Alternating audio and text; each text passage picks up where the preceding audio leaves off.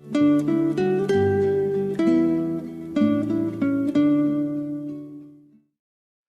오늘도 사사기 16장에 기록된 이 말씀을 통해서 하나님께서 주시는 은혜를 우리가 함께 나누기를 원합니다. 오늘 이 사사기 16장에는 성경 역사상 첫 번째로 나실인이었던 이 삼손의 마지막 이야기가 기록이 되어 있습니다. 여러분, 이 사사기에서 이 삼손의 이야기를 기록해 놓은 것은 이 사사기 시대가 하나님의 은혜를 잃어버린 시대가 되었다는 것을 보여주기 위해서입니다. 여호수아 이후에 약 400년간의 이 사사 시대를 정리해 보면 이 이스라엘 백성들이 가나안 땅을 차지하고 난 뒤에 이 가나안 사람들을 쫓아내지 않게 될 때 이스라엘 백성들은 하나님을 잊어버리고 우상을 섬기고 악을 행하게 되었고 하나님께서 말씀대로 징계를 내리게 됩니다. 이때 이스라엘 백성들이 고통 중에 하나님께 부르짖으면 하나님께서 겨우 이 사사 한 사람을 세워서 공의를 행하게 하시고 이 사사 한 사람 때문에 그 나라를 도와주시고 회복시켜 주십니다. 그런데 여러분, 이 사사가 죽으면 또 이스라엘 백성들이 하나님을 버리고 또 악을 행함으로 고통을 당하게 되는 것입니다. 그런데 여러분, 시간이 지난 뒤에 이제는 사사로 헌신할 사람도 없었습니다. 처음에는 애국 같은 불구자, 이 드보라 같은 여자들, 이 기드온같이 가장 미약하고 가난한 사람들, 입다처럼 신분이 천함으로 멸시받는 사람들을 통해 일하셨지만 나중에는 이 사사들조차도 아무런 사역을 하지 않고 자기 가족들만 챙기고 부를 축적하는 일에만 관심을 가지게 됩니다. 그래서 하나님께서 어쩔 수 없이 이 나실인을 세우게 된 것입니다. 근데 여러분, 이 나실인도 이 하나님 말씀을 제대로 배우지 못해서 이 나실인의 규례도 지키지 않고 하나님께서 주시는 은사를 가지고 자기 욕심을 이루기 위해 사용을 하게 됩니다. 여러분, 민수기 6장에 나오는 이 나실인의 규례를 보면 이 나실인은 포도주와 독주를 마시면 안 되고 시체나 부정한 것도 만지면 안 됩니다. 그런데 이 삼손은 사사 시체에 있는 꿀을 퍼먹기도 하고 나귀 특별을 가지고 전쟁을 하기도 하고 또 블레셋 사람들의 잔치에 참여해서 술을 퍼마시기도 합니다. 근데 이 나실인의 규례에 보면 이렇게 나실인의 규례를 어기게 되면 반드시 정결 규례를 행하고 다시 헌신하고 소원을 해야 합니다. 그런데 아무도 이 삼손의 잘못을 지적하지도 않고 그 정결 규례를 행하지도 않습니다. 그래서 오늘 사사기 16장에는 하나님께서 직접 이 정결 규례를 행하시는 내용이 기록이 되어 있습니다. 하나님께서 이 나실인의 규례도 제대로 지키지 않는 이 삼손을 위해 정결 규례를 행하심으로 그나마 마지막으로 이 나실인의 사역을 감당하게 되는 것입니다. 사실 이 사사기 15장 20절 말씀에 보시면 이 삼손이 나실인으로 부름을 받았지만 그 사명을 제대로 감당하지 못하고 20년의 세월이 지나갔습니다. 여러분, 그래도 이 기드온이나 입다 때에는 비록 부족하지만 이 백성들을 위해 우상을 제거하기도 하고 또 백성을 일으켜 전쟁을 하면서 나라를 구원하는 일들을 하기도 했었습니다. 그러나 이 삼손은 하나님께서 주시는 남다른 능력이 있고 엄청난 힘을 은사로 받았지만 그 힘과 능력을 가지고 자기 욕심을 이루고 자기 즐거움을 위해서만 사용을 하고 있는 것입니다. 그런데도 오늘 이 사사기 16장 말씀에 보시면 이 삼손은 정신을 못 차리고 이 가사에 있는 기생을 찾아갔다라고 말씀을 합니다. 여러분, 이 가사는 블레셋 땅입니다. 또 여기 기생은 메춘부라는 뜻입니다. 이 거룩한 하나님의 일꾼 나실인이 이방 땅에 기생을 찾아가서 먹고 마시고 있는 것입니다. 이때 블레셋 사람들은 좋은 기회라고 생각을 하고 이 삼손을 잡으려고 포위를 하고 밤새도록 기다리고 있었습니다. 그런데 여러분 3절 말씀에 보시면 이 삼손은요, 엉뚱하게도 성문 문짝과 문설주와 빗장을 빼가지고 문을 통째로 들고 헤브론 산 꼭대기까지 갔다고 말씀을 합니다. 여러분, 적과 싸우는 것도 아니고 전쟁을 하는 것도 아니고 이 삼손은 힘이 있으니까 괜히 쓸데없이 힘자랑을 하고 있는 것입니다. 가사에서 헤브론까지는요, 직선거리로 약 70km나 됩니다. 이 대구에서 김천까지 가는 거리입니다. 이 먼 거리를 이 성문의 문짝을 빼서 들고 갔다는 겁니다. 이스라엘 백성들을 위해서 일하라고 능력을 주었더니 이 기생을 찾아다니고 적들에게 힘자랑하는데 이 능력을 쓰고 있는 것입니다. 그리고 또 4절 말씀에 이 삼손은요, 블레셋 땅에 있는 소래 골짜기에 이 들릴라를 사랑했다고 되어 있습니다. 몇 번째입니까? 딥나에 있는 블레셋 여인과 결혼을 하고 또 가사의 기생을 찾아다니고 이제 세 번째 소래 골짜기에 있는 이 들릴라라는 여인을 사랑하게 됩니다. 여러분, 삼손은 어느 누구보다 싸움에 필요한 힘과 능력을 받았지만 그 힘을 여자들에게 다 쏟아붓고 있습니다. 이렇게 삼손이 여자에게 빠져 있을 때 5절 말씀에 보시면 이 블레셋 방백들, 이 지도자들이 은 1010개를 들릴라에게 주면서 이 삼손의 힘의 비밀이 무엇이고 어떻게 하면 그 힘을 없애고 이 삼손을 결박할 수 있는지 알아내라고 명령을 하게 됩니다. 이때부터 들릴라가 이 삼손의 힘의 비밀이 무엇인지 어떻게 없어지는지 묻기를 시작합니다. 그때 삼손은요, 3번이나 거짓말을 합니다. 7절 말씀해 보시면 마르지 아니한 이 새 활줄 7으로 나를 결박하면 내가 약해져서 다른 사람과 같으리라. 11절 말씀에 쓰지 아니한 새 밧줄들로 나를 결박하면 내가 약해져서 다른 사람들과 같으리라. 그리고 13절 말씀에 나의 머리털 7가닥을 배틀의 날실에 섞어 짜면 되리라. 이 들릴라가 3번이나 쏟고 난 뒤에 4번째는 울면서 앙탈을 부리면서 강하게 이야기를 합니다. 당신이 나를 사랑하지 않는다고 하면서 정말 나를 사랑하면 말해달라고 재촉을 하게 됩니다. 여러분, 16절 말씀에 보시면 날마다 그 말로 그를 재촉하여 조름에 삼손의 마음이 번뇌하여 죽을 지경이라 라고 말씀을 합니다. 어떻게 보면 이 들릴라도 참 악한 사람입니다. 이 삼손을 사랑하기보다는 돈 때문에 끝까지 이 힘의 비밀을 알아내려고 독촉을 합니다. 그런데 그런 들릴라를 사랑하는 이 삼손도 참 어리석은 사람입니다. 이 나시린으로 일할 사람이 여자에게 빠져서 정신을 못 차리고 있는 것입니다.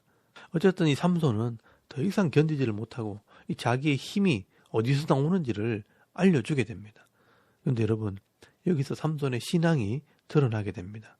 17절 말씀에 보시면 삼손이 진심을 드러내요. 그에게 이르되 내 머리 위에는 삭도를 대지 아니하였나니 이는 내가 모태에서부터 하나님의 나실인이 되었음이라. 만일 내 머리가 밀리면 내 힘이 내게서 떠나고 나는 약해져서 다른 사람들과 같으리라 하니라 라고 말씀을 합니다. 여러분, 이 삼손은요, 자기가 나실인이라는 것을 밝히게 되는데 내 머리를 밀면 내가 약해질 것이라고 말을 합니다. 여러분, 이것이 바로 삼손이 잘못 알고 있는 지식입니다.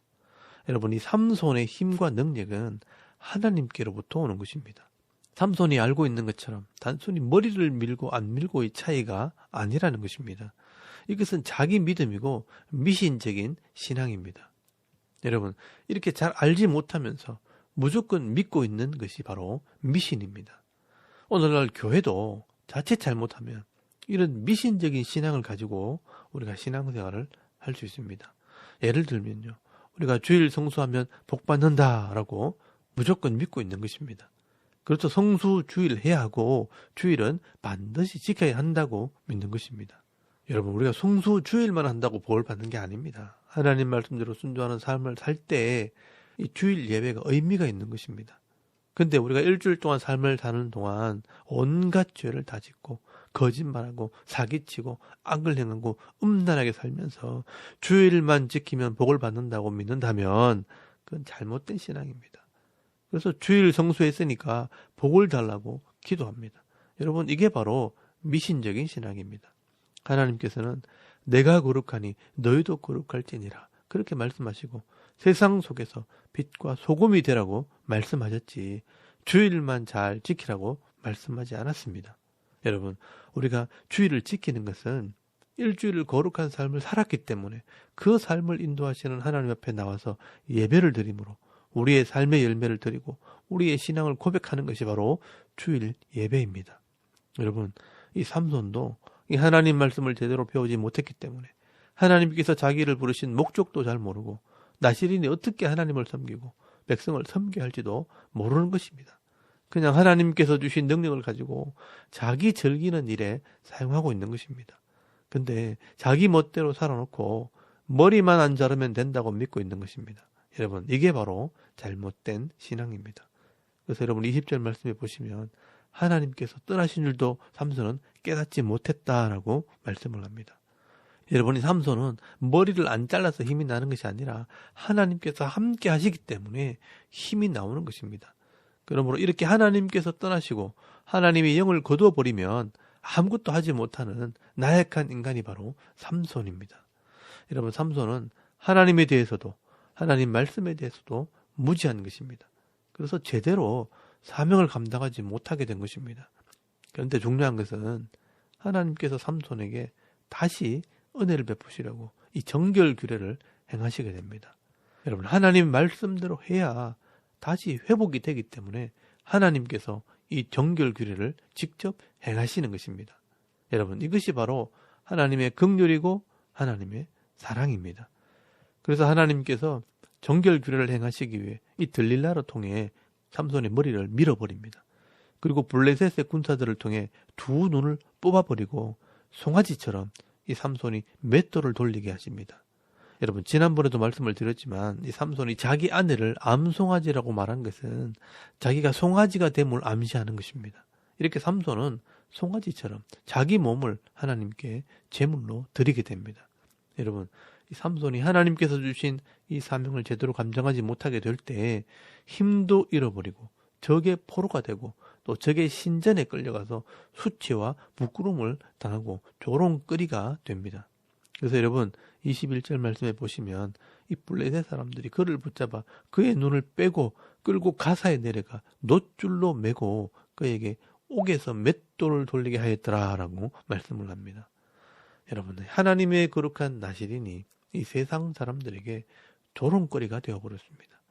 그리고 25절 말씀에 보시면 거룩한 하나님의 일꾼이 그들을 위해 제주를 부리니라 라고 말씀을 합니다. 여러분, 하나님의 일꾼이 이 불신자들에게 제주를 부리는 조롱거리가 되어버렸습니다. 그때 이 삼손은 마지막으로 이 하나님께 서원을 하게 되고 하나님께서 이 삼손에게 마지막 기회를 주십니다. 여러분, 이게 나시린의 정결 규례입니다. 여러분, 민수기 6장 말씀해 보시면 이 나시린이 이 규례를 어기고 부정하게 되면 그 머리를 삭도로 밀고 이 속건 제물을 드려서 정결 규례를 행해야 합니다. 여러분, 민수기 6장 9절에서 12절까지 말씀을 한번 찾아보시기 바랍니다. 거기 보시면요, 누가 갑자기 그의 곁에서 죽어서 스스로 구별한 자의 머리를 더럽히면 그의 몸을 정결하게 하는 날에 머리를 밀 것이니 곧 7째 날에 밀 것이며 8째 날에 산비둘기 2마리나 집비둘기 새끼 2마리를 가지고 회막문에 나와 제사장에게 줄 것이요, 제사장은 그 하나를 속죄제물로 하나를 번제물로 드려서 그의 시체로 말미암아 얻은 죄를 속하고 또 그는 그 날에 그의 머리를 성결하게 할 것이며 자기 몸을 구별하여 여호와께 드릴 날을 새로 정하고 1년 된 순양을 가져다가 속건제물로 드릴지니라. 자기의 몸을 구별한 때에 그의 몸을 더럽혔은즉 지나간 기간은 무효니라 라고 말씀을 합니다. 여러분, 나시린은 하나님의 일꾼이기 때문에 하나님의 방법대로 해야 신분을 회복하게 되는 것입니다. 그래서 머리를 삭도로 밀고 비둘기 2마리와 순양 1마리를 바쳐서 이 속죄제와 번제와 속분제물을 삼아라 라고 말씀을 합니다. 그래서 이 삼손은 들릴라가 머리를 밀어버리고요, 이 비둘기 2마리 대신 2눈이 뽑히고 또 이 순양 대신에 자기 몸이 제물이 되어서 하나님께 바쳐질 때 하나님께서 이 삼손의 신분을 회복시켜 주셨고 그의 기도를 들어주신 것입니다. 그래서 여러분 28절 말씀에 보시면 이 삼손은 마지막 기도를 하게 됩니다. 삼손이 여호와께 부르짖어 이르되 주 여호와여 구하옵나니 나를 생각하옵소서. 하나님이여 구하옵나니 이번만 나를 강하게 하사 나의 2눈을 뺀 이 블레셋 사람들에게 원수를 단번에 갚게 하옵소서 하고 30절 말씀에 삼손이 이르되 블레셋 사람들과 함께 죽기를 원하노라 하면서 이 자기 몸을 하나님께 드리게 됩니다. 여러분, 이때 하나님께서 다시 한번 기회를 주셔서 은사를 부어주실 때 하나님께서 주시는 힘으로 이 다곤의 신전을 무너뜨리고 그 잔치에 참여한 사람들을 다 죽이게 되는데 여러분 그때 죽인 사람이 3,000명이라고 성경은 기록을 하고 있습니다. 그래서 이 사사기의 기자는 이 삼손의 마지막 모습을 이렇게 기록을 합니다. 30절 말씀에 보시면 삼손이 이르되 블레셋 사람들과 함께 죽기를 원하노라 하고 힘을 다하여 몸을 굽히며 그 집이 곧 무너져 그 안에 있는 모든 방백과 온 백성에게 덮이니 삼손이 죽을 때 죽인 자가 살았을 때 죽인 자보다 더욱 많았더라 라고 말씀을 합니다. 여러분이 삼손이 죽을 때 죽인 자가 살았을 때 죽인 자보다 더욱 많았더라. 이게 삼손의 마지막 평가입니다. 참 안타까운 일입니다. 삼손이 힘과 능력이 있을 때 정말 제대로 하나님 마음을 알아서 헌신된 일꾼이 되었더라면 더 많은 일을 했을 것이고 더 의미가 있고 더 가치 있는 사역을 했을 텐데 힘이 있고 능력이 있을 때는 자기 욕심을 이루기 위해 여자들만 쫓아다니고 힘 자랑하는데 시간을 다 보내버렸습니다. 그런 의미에서 이 삼손은요 영웅도 아니고 믿음의 일꾼도 아닙니다. 삼손은 실패한 나시린이요 부끄러운 나시린이었습니다. 여러분 아무리 큰 은사와 능력이 있는 사람이라도 이 하나님 말씀을 제대로 배우지 못하고 자신의 사명을 깨닫지 못하면요 하나님의 일꾼으로 쓰임 받는 것이 아니라 자기 인생을 살고 자기 욕심을 이루는 삶을 살다가 그 인생을 허비하게 되는 것입니다. 그러므로 오늘 우리는 이 삼손을 보면서 이 사사기 역사의 교훈을 잊지 말아야 합니다. 오늘도 우리 개인이나 이 교회가 하나님 앞에 바른 예배를 드리지 못하고 이 하나님 말씀을 바로 가르치지 않게 되면 똑같은 일이 벌어지게 된다는 것입니다. 우리가 지혜가 있다면 이런 사사기 역사를 보면서 우리의 영적인 모습을 돌아보며 깨어있는 삶을 살아가는 이 성도들이 다 되실 수 있기를 바랍니다. 그래서 여러분 사도 바울도 이 마지막 때 성도들에게 믿음과 사랑과 소망으로 깨어있으라 라고 말씀을 합니다. 예수를 믿는 믿음과 이 하나님 말씀을 실천하는 사랑과 주님 오심과 천국을 바라보는 이 소망으로 깨어있을 때 이 땅에서 하나님 나라의 복을 받게 될 것이라고 말씀을 하고 있는 것입니다. 그리고 깨어있기 위해 영적으로 무장을 하라고 말씀을 합니다. 진리의 띠를 띠고 의의 흉패를 붙이고 구원의 투구를 쓰고 복음의 신을 신고 믿음의 방패를 들고 성령의 검 곧 하나님 말씀을 가지라. 그리고 그것을 위해 무시로 기도하고 간구하라라고 말씀을 합니다. 여러분 이것이 영적으로 깨어있는 삶입니다. 하나님께서는 우리 각자에게 생명을 주셨고 이 생명에 합당한 은혜와 은사를 주셔서 이 땅에서 복을 받아 누리도록 하셨습니다. 그런데 우리가 이 하나님께서 주시는 은사의 가치를 모르면 이 하나님의 뜻을 이루는 것이 아니라 자기 자랑하고 자기 욕심을 이루기 위해 세상을 따라가다가 시간을 허비하게 되는 것입니다. 그래서 여러분 베드로전서 4장 10절부터 11절 말씀에 보시면 이 베드로가 뭐라고 말하느냐 각각 은사를 받은 대로 하나님의 여러 가지 은혜를 맡은 선한 청지기 같이 서로 봉사하라. 만일 누가 말하려면 하나님의 말씀을 하는 것 같이 하고 누가 봉사하려면 하나님이 공급하시는 힘으로 하는 것 같이 하라. 이는 범사에 예수 그리스도로 말미암아 하나님이 영광을 받으시게 하려 함이니 그에게 영광과 권능이 세세에 무궁하도록 있느니라. 아멘이라고 말씀을 합니다. 하나님께서 내게 주신 은혜와 은사가 있다면 이 청지기의 사명을 깨달아 서로 봉사하라, 사명 감당하라 라고 말씀을 합니다. 여러분 말씀을 전하는 자들은 자기 말하는 것이 아니라 하나님의 말씀을 하는 것 같이 하고 봉사를 하려면 내 힘과 능력으로 하는 것이 아니라 하나님께서 주시는 힘으로 하라고 말씀을 합니다. 그렇게 할 때 하나님께서 영광을 받으시는 것입니다. 여러분 오늘도 저와 여러분이 내게 주신 이런 은혜와 은사가 무엇인지 잘 깨달으셔서 가정과 직장과 이 교회를 섬길 때 하나님의 영광을 위해 쓰임받는 신실한 일꾼들이 다 되실 수 있기를 주의 이름으로 축원합니다. 아멘. 우리 잠깐 기도드리겠습니다. 내게 주신 이 은혜와 은사를 따라 교회와 성도를 섬길 때 복 있는 자의 삶을 살게 하옵소서. 또 나라와 민족과 이 교회와 가정과 자녀들을 위해서 개인의 기도 제목을 따라 기도하고 오늘 하루 삶을 또 시작할 수 있기를 바랍니다. 다 같이 우리 하나님께 한번 기도드리겠습니다. 살아계신 하나님, 은혜를 감사합니다. 오늘도 이 아침에 하나님을 예배하게 하시고